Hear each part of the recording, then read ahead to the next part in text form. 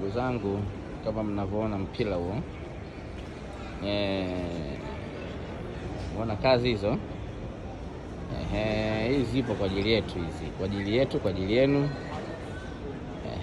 zipo kwa ajili yetu, kwa ajili yenu. Kwa hiyo ndugu zangu, ujumbe mfupi tu, sina ujumbe mrefu hapa. Tutafute hela. Tutafute nini? Hela. Tutafute hela. Umeona kazi hizo?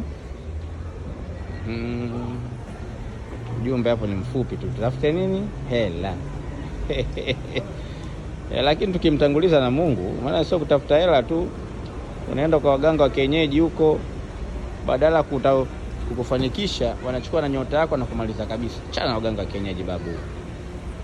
Muombe Mungu, sali sana, toa sadaka. Umeona bana, fanya kazi kwa juhudi, hela itapatikana tu. Umeona bana, tutafute hela.